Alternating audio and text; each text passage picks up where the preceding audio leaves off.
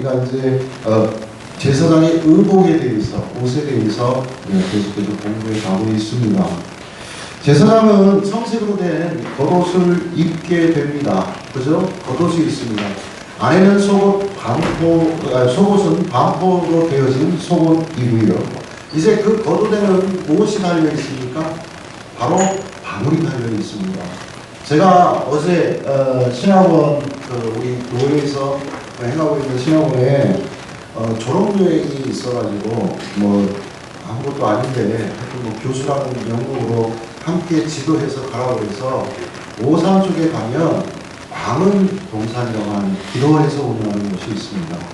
거기에 이제 제가 성막을 이렇게 완전히 다 해놨어요. 노아의 방주도 해놓고 교인들이 가면 참 좋겠다 이런 생각을 좀 해봤어요. 목사님들보다도 그래서 함께 가면 참 좋은 은혜를 많이 받을 수 있고 설명을 잘 해주세요. 그래서 그런 설명을 듣고 함께하면 좋겠다 그러는데 제가 그 제사장이 입은 옷을 마네킹에다 이렇게 입혀놓은 옷을 그대로 성경의 말씀에 따라서 이렇게 입혀놓은 옷을 봤어요. 아 진짜 별것 없어요. 별것 없는데 은혜가 돼요. 왜 은혜가 되냐면 그것을 하나님께서 지시하신 대로 했고 거기에 따라서 제가 여러분들에게 성막 공부를 하면서 말씀드렸던 그 모든 말씀의 기초들이 그대로 반영이 된 것을 보고 그 영적인 의미는 어디를 가질 수 없구나. 이단이 아니고 다른 사설을 믿는 그런 공동체가 아니라면 예수 그리스도를 머리로 삼고 함께하는 교회된 이들의 몸된 공동체는 정말 이럴 수밖에 없구나 하는 감동을 또 한번 받게 되어주고요. 얼마나 물두멍을 크게 했는지 그냥 모양들이 다 이렇게 커요. 근데 한번 언제 시간이 되시면 한번 가면 좋을 것 같고요. 자, 그런데 여러분들에게 이제 그 옷을 보고 와서 제가 말씀을 드리는 거는 그렇습니다. 이 하늘 색깔이라고 하는 것은, 청색이라고 하는 것은 하늘을 상징하고 또 이게 바로 천국을 상징하는 나라는 것을 여러분들에게 지난주에 말씀을 드렸잖아요. 자, 그러면 방울이 달려 있다라는 것은 이 하늘을 향해서 걸음걸음을 뛰어갈 때마다 소리가 들려야 돼요. 이게 시끄러운 소리가 아니라 아름다운 복된 소리가 들려야만 된다는 것을 우리가 그렇게 해석을 해야만 됩니다. 즉 천국의 백성이 되어진 그리스도인들은 천국의 제사장이 되어져서 할 일이 있다는 겁니다.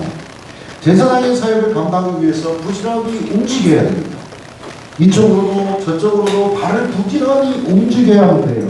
당연히 발을 움직이게 되어진다고 하면 딸랑딸랑하는 그런 아름다운 소리가 들려질 수밖에 없어요. 방울을 달고 있으니까.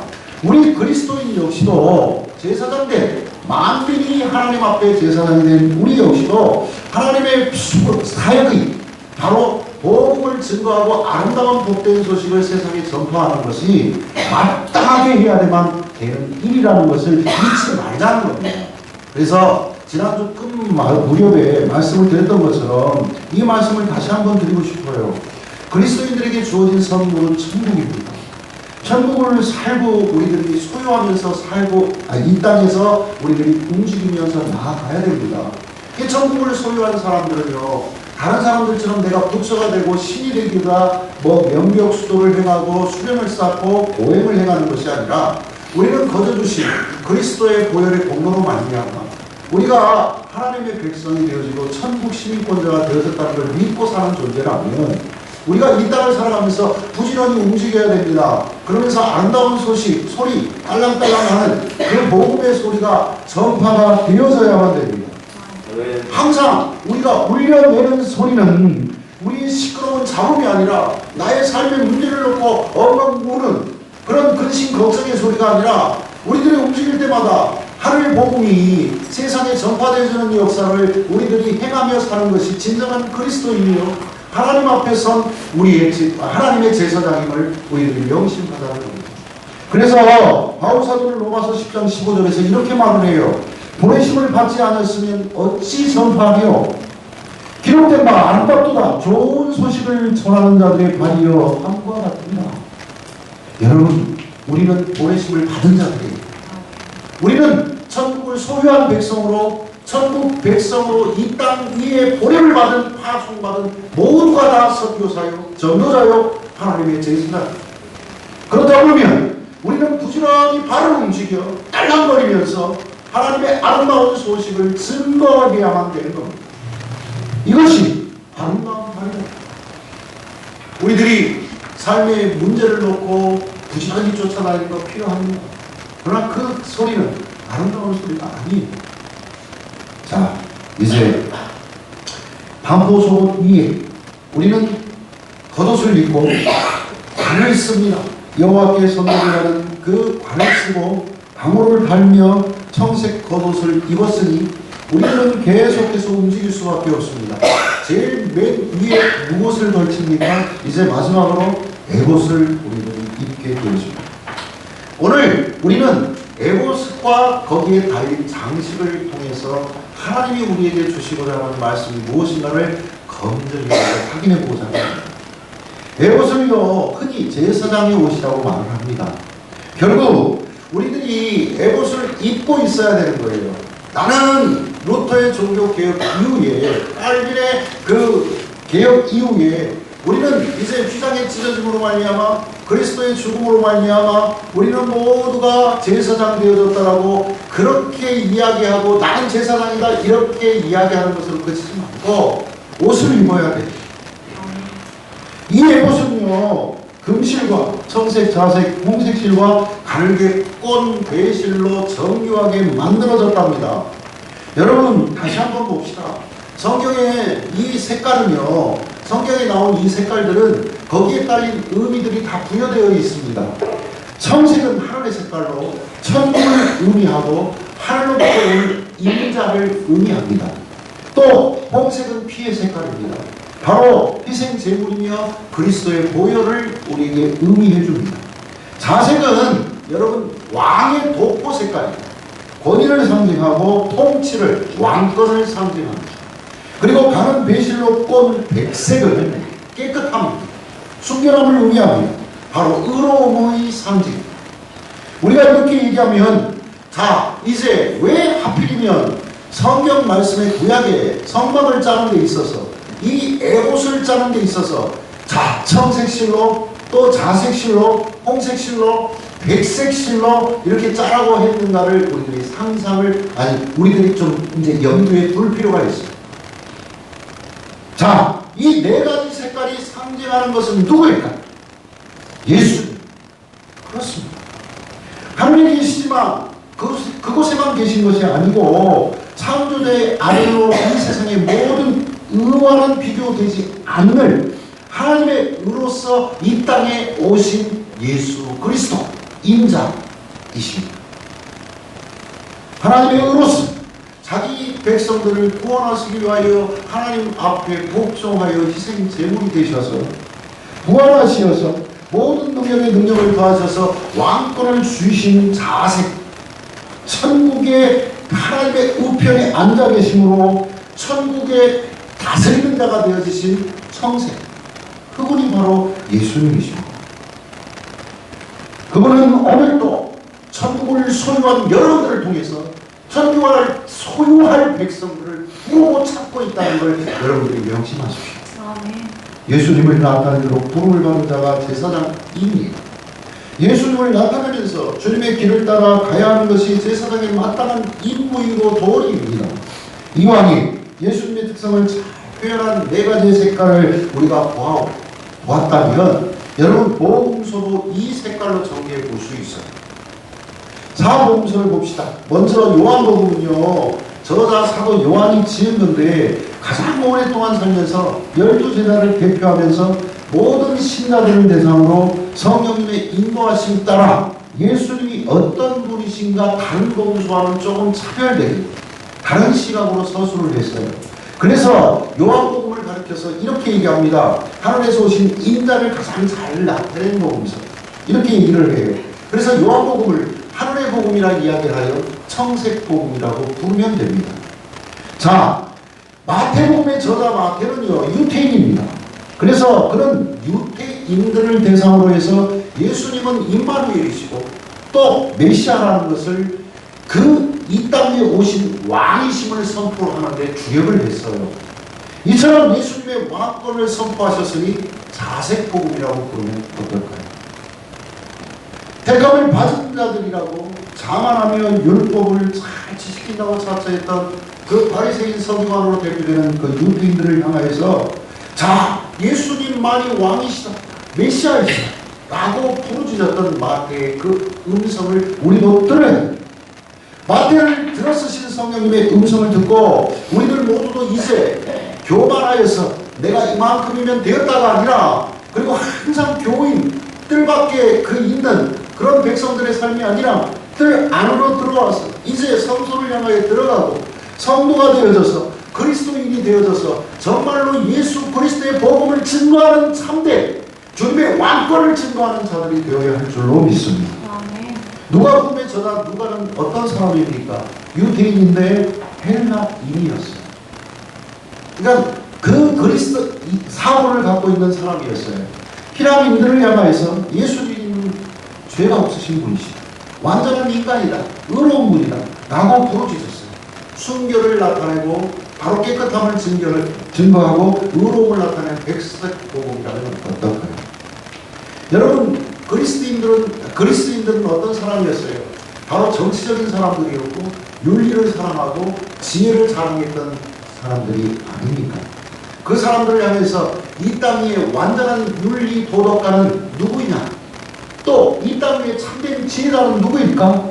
의문을 던진 게 누가예요. 그래서 이 땅의 완전한 의, 그분은 바로 예수 그리스도이심을 강조하고 이야기를 했던 게 누가의 외침입니다. 오늘 또 우리에게 이야기하는 거예요. 이 세상에 완전한 의인은 없다. 한 사람도 죄인 되지 않은 사람이 없다. 그렇기 때문에 우리들의 삶은 부족하다, 연약하다. 그러니 완전한 의인 되시고 우리의 완전한 도덕가가 되시는 예수 그리스도 앞에 우리가 순종하며 나아가야만 된다. 자, 많이 들어서 귀가 머리가 커져 스스로 지혜와 완전함을 추구하는 자칭 지성인이라 부르는 현대인들이 완전한 의이시며 완전한 도덕과 윤리이시며 완전한 인간이 되신 예수께로 돌아올지어다. 이게 우리의 위치이 되어야 할 줄로 믿습니다. 자, 정복자로서 권력을 소유하며 남들 위에 서기 좋아하던 로마인들을 향하여서 유대계 로마 사람인 마가는 성령님의 도우심으로 마가복음을 쓰게 되죠. 마가복음에서 예수님께서는 얼마나 충성하셨으며 얼마나 고난을 받으셨으며 그 고난으로 말미암아 순종함으로 말미암아 얼마나 많은 피를 흘리셨던가, 그 희생 제물이 되셔서 온 백성을 구원하신 구원주임을 선명하게 나타내고자 힘썼습니다. 이 마가복음은 바로 피의 복음이라 부릅니다. 바로 홍색 복음, 그냥 우리의 속된 표현으로 빨간색. 이 상에서 본 네 가지 색깔과 관련된 상징, 영적 의미를 우리는 이렇게 한 번쯤 복음서를 통해서 정리해 볼 수 있어요. 여러분, 성막 그 광화동산에 가시면 그 설명하는 것도 저하고 똑같이 얘기를 하더라고요. 제사장이란 의롭다 칭해짐을 뜻하는 백색 속옷을 입어야 됩니다. 또 천국을 소유한 확신과 기쁨과 그것으로 말미암아 복음을 전하는 그런 삶이 되겠다라고 말씀하면서 청색 겉옷을 입고 방언을 당해요.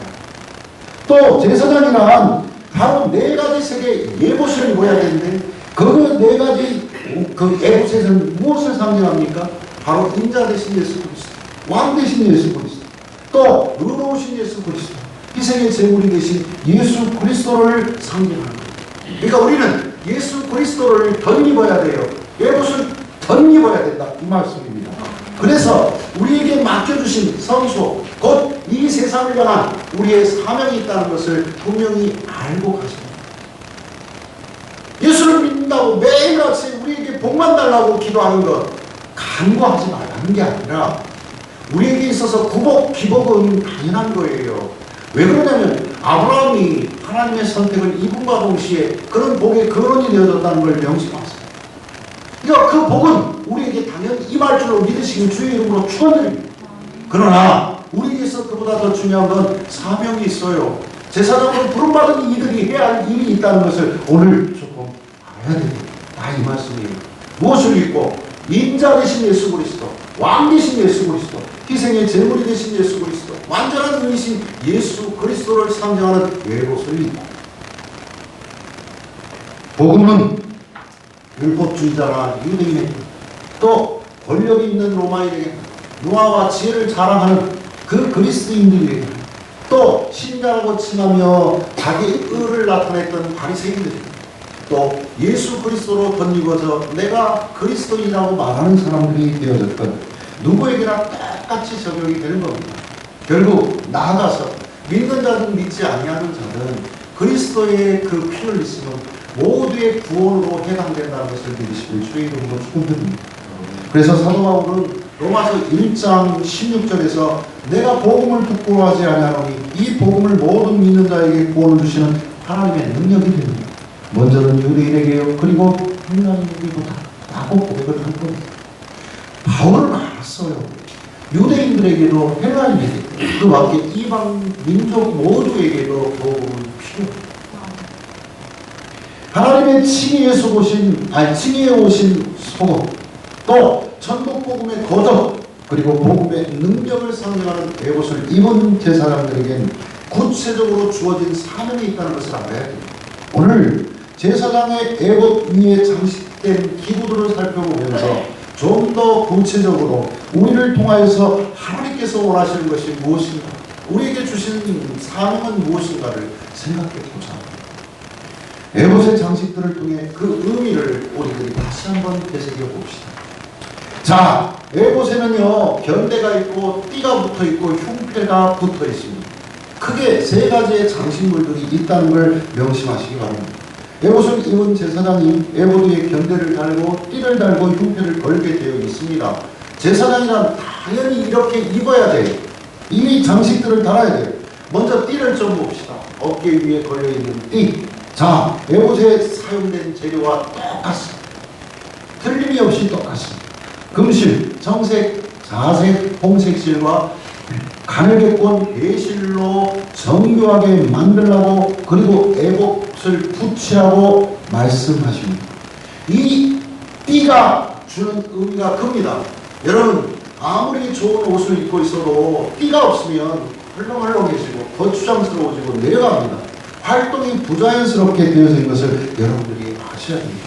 아무리 좋은 재료로 옷을 만들었다고 해도 띠가 필요한 거예요. 걸게 해야 돼요. 움직이지 못하게 해야 돼요. 그래서 하나님께서는 귀한 에봇을 입게 하시고 몸에 잘 붙어 있도록, 그것이 떨어지면 안 된단 말이에요. 정교하게 짠 띠에 그 일을 맡겼어요. 오늘도 여러분들도 알아야 되는 것이, 하나님의 일을 하면 반드시 입어야 할 에봇, 그것을 띠로 메어야 된다는 걸 명심하시기 바랍니다.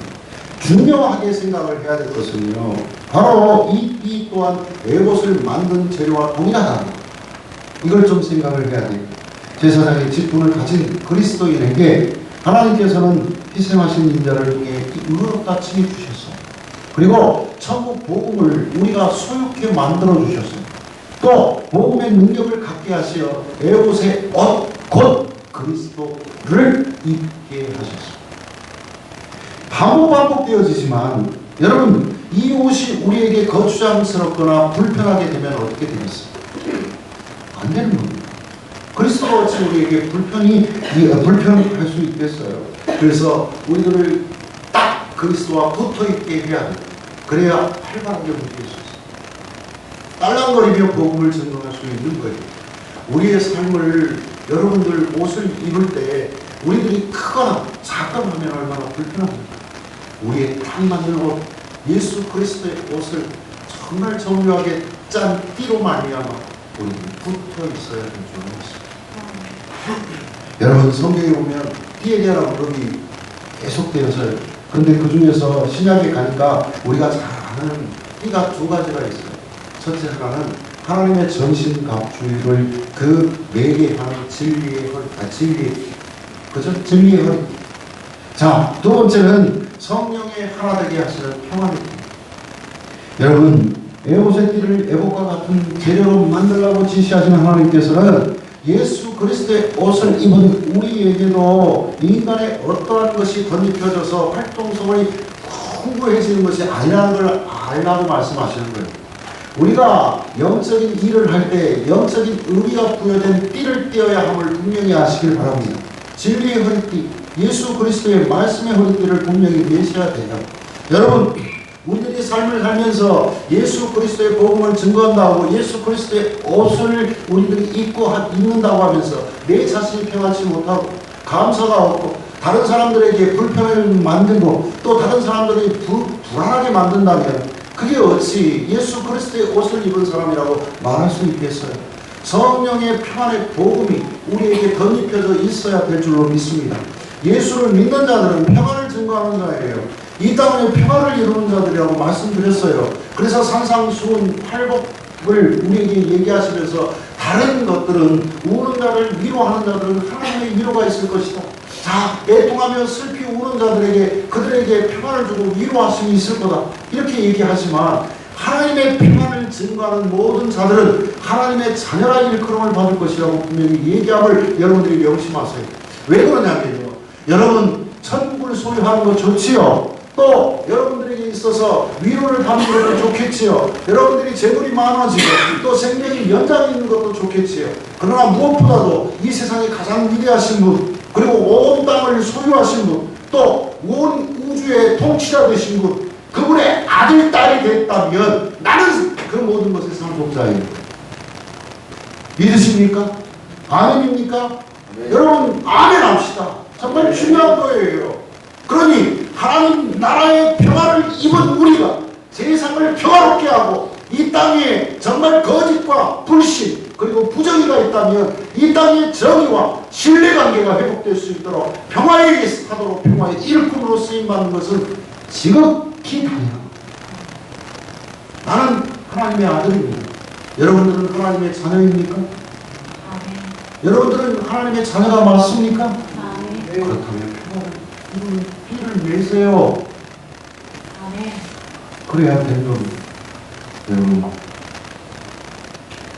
오직 우리는 진리의 허리띠를 메고 평화의 이 띠를 메고 일을 말씀대로 살아야 되고 말씀을 사랑해야 되고 평화를 이루는 일을 위해 힘써 나가야 될 줄 믿습니다. 견대는요 어깨에 그리고 흉패는 가슴에 달게 되어 있습니다. 이 견대와 흉패는 중요한 게 달려 있어요. 견대에는 여러분 이 견대가 우리 그 목사님들 이렇게 보면 가운을 입고 나서 거기에 스토를 이렇게 달죠. 그거와 똑같은 거라고 생각하시면 흉내낸 거예요. 네? 이 스토리라는 게 그 절기에 따라서 이제 뭐 창절이 되면 녹색, 또 이제 부활절이 되면 백색, 또 사순절이 되면 이제 빨간 그 보라색 이런 식으로 우리들이 갖고 갈 뿐이에요. 그런데 제사장의 그 견대에는요 보석이 박혀 있어요. 양쪽에 6개씩, 한쪽에 6개, 6개. 자, 그리고 역시 그 흉패, 그 가슴에 달려있는 그 흉패에도 또 보석이 달려있어요. 동일하게. 자, 그런데 여기에서 이 보석들에는 무엇이 새겨져 있습니까? 이름이 새겨져 있어요. 자, 큰 아들인 루벤부터 막내인 베냐민 이름까지 쭉 순서에 따라서 그 이름들이 적혀 있다는 것을 여러분들이 아십니다. 그러면 먼저 어깨에 두리운 그 견대, 어깨에 이렇게 딱 붙어 있어요. 그 양편에는 자, 보석마다 각각 그 이름이 붙어 있다고 말씀을 드렸어요. 여러분, 12아들의 이름은 결국 선택받은 이스라엘 백성들 전체 그 지파 12지파를 가리키는 것을 여러분들이 아시죠? 그만 같아요. 제사장의 어깨 위에는 온 열방이 하나님께서 선택한 백성들이 있어요. 우리가 기도할 때마다 열방을 향해서 기도하는 건 여러분들이 제사장이요 그리스도인이라면 마땅히 해야 할 일이에요. 이것을 어깨에 지게 하군요. 힘든 거예요. 현대를 사는 제사장인 우리 그리스도에게도 어깨 위에 짐을 지고 가라고 예수께서 말씀하십니다. 근데 그 본을 누가 보이셨어요? 먼저 되신 대제사장이신 예수 그리스도께서 우리의 무거운 짐을 지고 가셨어요. 그리고는 희생제물이 되셔 하나님의 어린 양으로 본을 보이셨어요. 우리의 죄를 짊어지실 뿐만 아니라 수고하고 무거운 짐진 자들아 다 내게로 오라. 내가 너희를 쉬게 하리라. 내 짐은 가볍다. 너희들도 져야 돼. 분명히 얘기했어요. 우리들이 생각할 때는 앞에만 그냥 맨날 부어지죠. 수고하고 무거운 짐 졌어요. 하나님 나 주님 앞에 나왔으니까 내 짐을 좀 덜어주세요. 그 다음 얘기를 왜 안 들어요? 내 짐은 가볍고 중하지 않아요. 그게 예수님의 짐이에요. 근데 뭐라 보세요? 그 짐도 너희가 져야 돼요. 내 짐을 내려놓고 예수 그리스도의 짐을 져야 돼. 세상 짐, 세상의 모든 근심 걱정 예수 그리스도 앞에 오늘 예배를 드리며 내려놓으시길 주의 이름으로 축원드립니다. 그리고 예수 그리스도의 복음의 짐을 짊어지시기를 주의 이름으로 축원드립니다. 이거예요. 우리는 왜 뒷부분으로 맨날 생각하시나 보다. 무거운 짐 내려놓고 세상 사람들이 명하여서 부르짖으라 복된 소식을 증거라 아름다운 발걸음을 옮겨라 하신 예수 그리스도의 짐을 대신 짊어지시기를 주의 이름으로 축원드립니다. 근데 주님께서는 늘 우리에게 쉼을 주신대요. 안식을 주신대요. 짐을 짊어지고 가신 분은 우리 주님이십니다. 그러니까 어찌 보면 우리도 주님의 사도가 되어진 자들이라면 주님의 제사장이라면 주님을 힘입어서 짐을 지고 가는 것이 우리들에게 우리들에게 감사한 일임을 아시길 바랍니다. 또 우리들이 증거해야 될 것 다시 얘기하지만 주께서 쉼을 주겠노라 안식을 주겠노라 평안을 주겠노라 말씀하신 것처럼 반복 말씀드리지만 우리들도 안식의 복음을 증거하고 평안의 복음을 증거할 수 있기를 주의 이름으로 축원드립니다. 자, 모든 지파의 이름들을 어깨에 치고 있어야 하는 제사장은 진실로 힘든 짓입니다. 이 세상을 사는 그리스도인들은 어떻게 보면 힘든 사람들. 그 사역 감당하면서 나아가야 되니 얼마나 분주하고 바쁘고 어렵겠습니까? 여러분, 이 제사장에게 길이와 넓이가 25cm, 0.5규빗, 0.5규빗 정도 되는 두 겹의 네모 관계가 형태를 가슴에 붙이라고. 25cm만 이 정도 돼요. 이 정도 될까? 대충 알잖아. 지금도 알잖아. 25cm. 그러니까 이 정도 되는 형태를 붙이라고 얘기를 해요. 그리고 거기에도 12개의 도수를 붙여있습니다. 이제 한 지파 한 지파 이름이 새겨져 있습니다. 자, 어깨 12지파의 이름은 제사장이 짊어야 할 짐이었다면, 책임과 의무요 부담이었다면, 가슴에 있는 12지파의 이름은 제사장이 베풀어야 할 뜨거운 가슴, 사랑입니다. 모든 12지파의 이름을 이 귀한 보석 위에 새기라고 하시는데, 이것은 하나님의 택한 자들을 그처럼 귀하게 여기라는 말씀이에요. 그리스도인들에게 오후 예배 때 제가 친교에 대해서도 좀 말씀을 드리려고 합니다. 진정한 친교는요, 우리가 함께 있는 이들을 서로 사랑하는 거라고 제가 말씀을 드리고 싶습니다.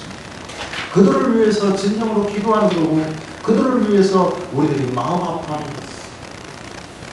이 가슴에 흉패 위에 있는 보석은 하나님의 선택받은 모든 백성들을 서로 사랑하라는 의미예요.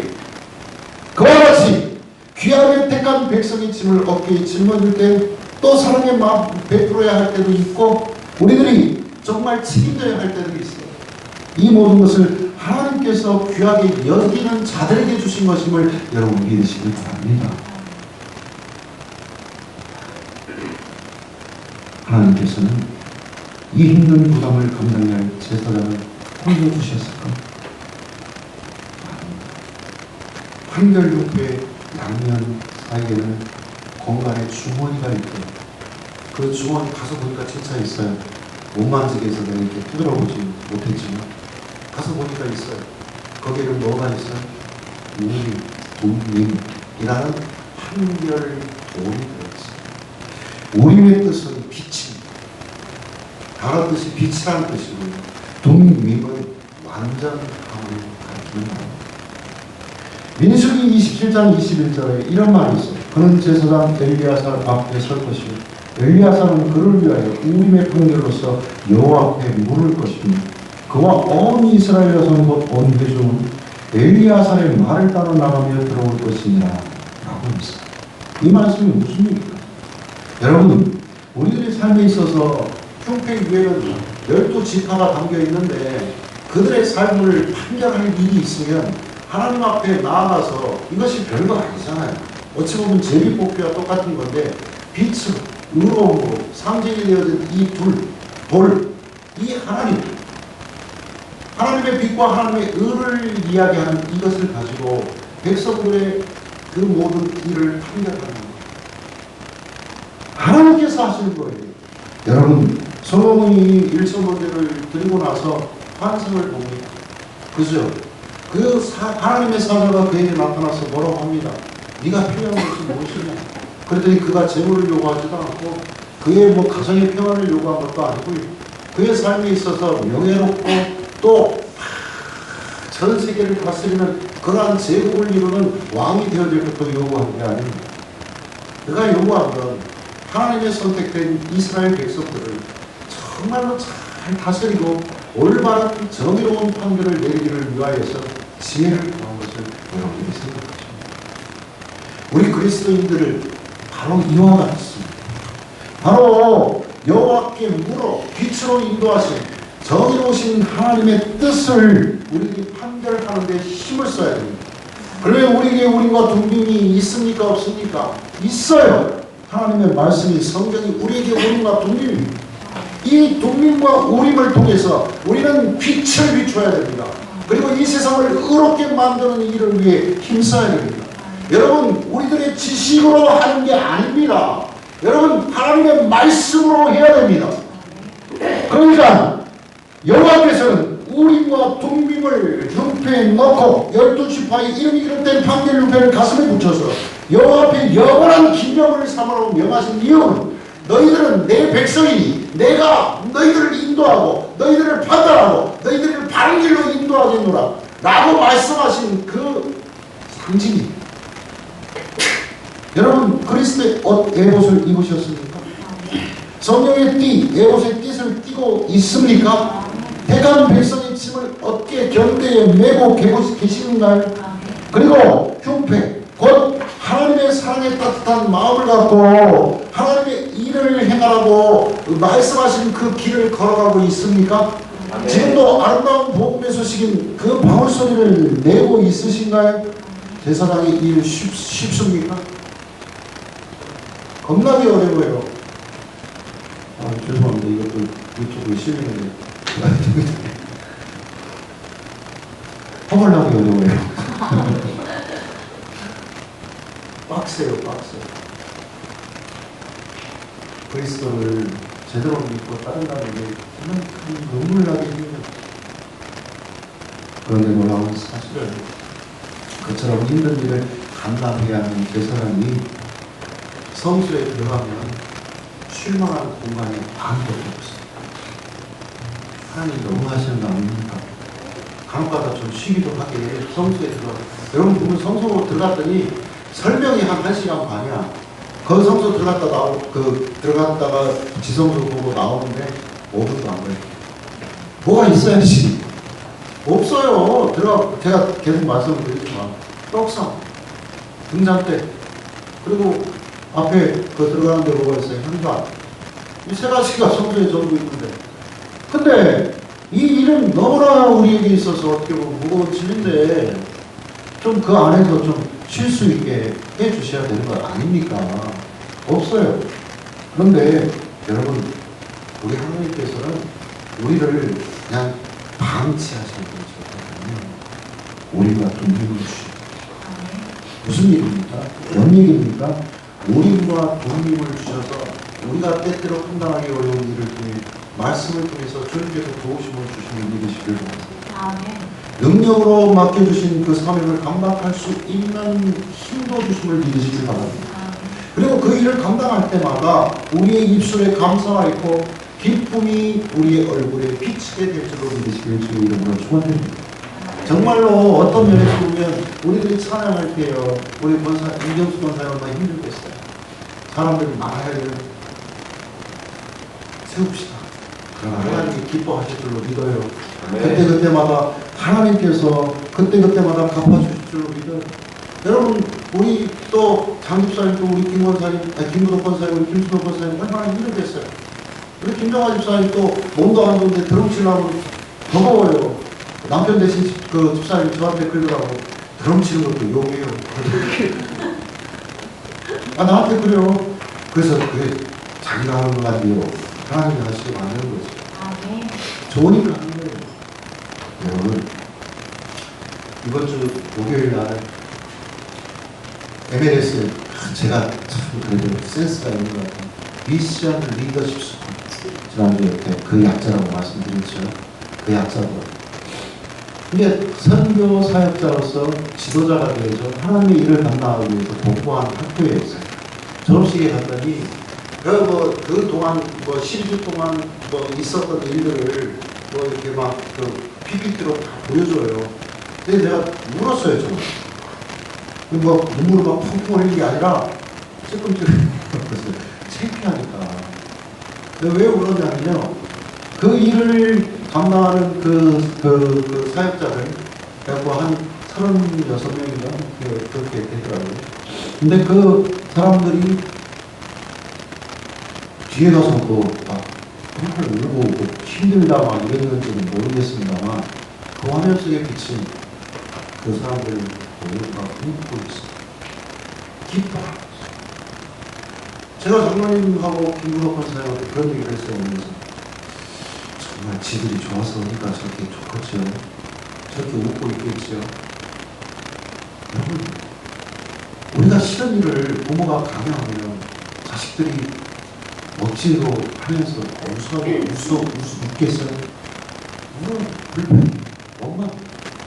지들이 좋은 일을 해야 자기들이 하는 일을 통해서 기쁘고 감사함이 있을 줄로 믿습니다. 네. 그러니까 그 일을 누가 시켰어요? 하나님이 시키시고 성령이 그들의 마음속에 감동을 주시는 거죠. 그 일 감당케 한 겁니다. 오후에 또 말씀드릴게요. 오늘은 요한복음 강의 않고 시간이 없으니까 쭉 이어서 하려고 합니다. 선교 사역을 감당하는 그 일이 즐거운 거예요. 아멘? 네. 여러분들이 안 한다고 아멘도 않고 그러시면 되고 하나님께서 시키시니까 좋은 거예요. 하나님을 만났으니까 성령을 체험했으니까 성령이 그 안에 내주하시니까 그들이 그 일을 하면서도 돈도 없어, 빚도 없어, 이름도 나지 않아. 가서 자칫 잘못하면 장로님 정말 죄송하지만 죽음의 위기가 닥쳐올 수도 있어요. 맨날 쫓겨다녀요. 제 후배 선교사님 지난번에 왔었는데 그 선교사님도 인도에서 10년 넘게 키트를 가지고 재산을 갖다가 우리 노예에서 외덕을 지원해요. 아무것도 못 건지고 나왔어요. 물질로 손해받고 나와서는 믿음의 사람들이 그리스도인들이 오히려 비방해 뭐라고 그렇게 투자했는데 가지고는 아무것도 없다고. 성경은 남기려고 하는 게 아니에요. 우리가 기업에 투자해서 무엇을 이렇게 남겨서 이득을 보려고 하는 게 아니에요. 하나님의 이름만 드러나면 돼요. 그 안에서 천하보다도 귀한 한 생명이 얻어졌다면 그것은 몇십억을 투자해도 좋은 일이에요. 여러분, 그 일을 해야 됩니다. 의자가 없는 성소에서 섬기는 제사장의 모습을 성경에서는 서서 섬기는 제사장이라고 얘기를 했어요. 그 성경이 그렇게 얘기했을까? 진짜 신명기 18장 5절에 이런 말씀이 있어요. 한번 이거 찾아보실까요? 진짜가 아닐까? 신명기 18장 5절 말씀을 한번 찾아보세요. 신명기 18장 5절 말씀. 진짜예요. 제사장은 서서 섬기게끔 되어 있어요. 자, 읽습니다. 시작. 다시. 한 목소리 시작.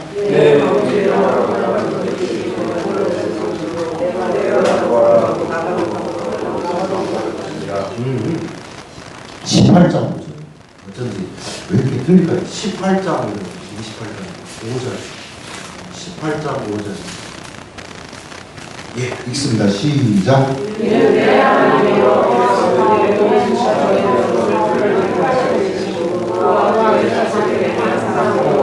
힘으로 서서 섬기게 하셨습니다. 제사장은요, 서서 섬기게 하셨어요. 여러분, 그리스도인이십니까? 아닙니까? 그리스도인 맞습니까? 제사장 맞습니까? 저만 제사장입니까? 여러분, 그럼 여러분들 할 일이 없습니까? 여러분 모두가 예수 그리스도의 제사장임을 믿습니다. 서서 섬기십시오. 앉아 대접받으려고 하지 마십시오. 우리 교회 교인들은 정말로 우리과 동bil 되신 하나님의 말씀을 의지하여서 거기에서 위로받으시고 그 말씀을 통해서 평안을 누리시고 행복하시고 기쁘시길 바랍니다. 대신 앉아있지 마시고 서 계십시오. 서서 봅시다. 아멘. 기도하겠습니다. 하나님 아버지 감사합니다.